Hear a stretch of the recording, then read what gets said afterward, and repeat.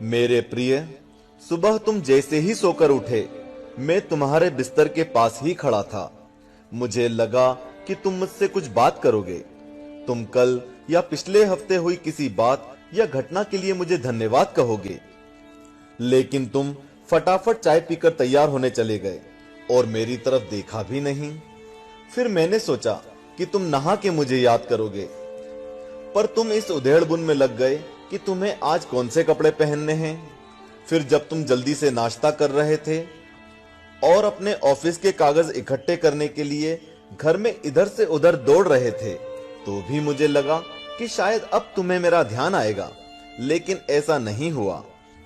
फिर जब तुमने ऑफिस जाने के लिए ट्रेन पकड़ी, तो मैं समझा कि इस खाली समय का उपयोग तुम मुझसे बातचीत करने में करोगे, पर तुमने थोड़ी देर पेपर पढ़ा और फिर खेलने लग गए अपने मोबाइल में, और मैं खड़ा का खड़ा ही रह गया। मैं तुम्हें बताना चाहता था कि दिन का कुछ हिस्सा मेरे साथ बिताकर तो देखो, तुम्हारे काम और भी अच्छी तरह से होने लगेंगे, लेकिन तुमने मुझसे बात ही नहीं की। एक मौका ऐसा भी आया जब तुम बिल्कुल खाली थे और कुर्सी पर पूरे 15 मिनट यूं ही बैठे रहे, लेकिन तब भी तुम्हें मेरा ध्यान नहीं आया।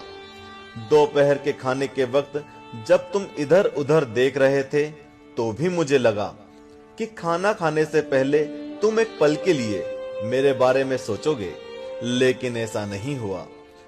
दिन का अब भी काफी समय बचा था। मुझे लगा कि शायद इस बचे समय में हमारी बात हो जाएगी, लेकिन घर पहुंचने के बाद तुम रोजमर्रा के कामों में व्यस्त हो गए। जब वे काम निपट गए तो तुमने टीवी खोल लिया और घंटों टीवी देखते रहे। देर रात थककर तुम बिस्तर पर आ लेटे। तुमने अपने पत्नी और बच्चों को शुभ रात्रि कहा और चुपचाप चादर ओढ़कर सो गए। मेरा बड़ा मन था कि मैं भी तुम्हारी दिनचर्या का हिस्सा बनूं, तुम्हारे साथ कुछ वक्त बिताऊं, तुम्हारी कुछ सुनूं, तुम्हें कुछ सुनाऊं, कुछ मार्गदर्शन करूं तुम्हारा, ताकि तुम्हें समझ आए कि तुम किस लिए इस धरती पर आए हो और किन कामों में उलझ गए हो। लेकिन तुम्हें समय ही नहीं मिला और मैं मन मार कर ही रह गया।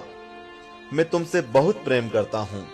हर रोज मैं इस बात का इंतजार करता हूं कि तुम मेरा ध्यान करोगे और अपनी छोटी छोटी खुशियों के लिए मेरा धन्यवाद करोगे। पर तुम तब ही आते हो जब तुम्हें कुछ चाहिए होता है। तुम जल्दी में आते हो और अपनी मांगे मेरे आगे रखकर चले जाते हो। और मजे की बात तो यह है कि इस प्रक्रिया में भी तुम मेरी तरफ देखते नहीं। तुम्हारा ध्यान उस समय भी लोगों की तरफ ही लगा रहता है और मैं इंतजार करता ही रह जाता हूं। खैर, कोई बात नहीं, हो सकता है कल तुम्हें मेरी याद आ जाए, ऐसा मुझे विश्वास है और मुझे तुम में आस्था है। आखिरकार मेरा दूसरा नाम आस्था और विश्वास ही तो है। तुम्हारा पिता परमेश्वर। चूंकि हमने इस वीडियो का टारगेट 1 लाख लाइक्स रखा है, तो बिना देरी किए लाइक का बटन दबा दें और कमेंट बॉक्स में हरिओम लिखें। जय श्री कृष्णा।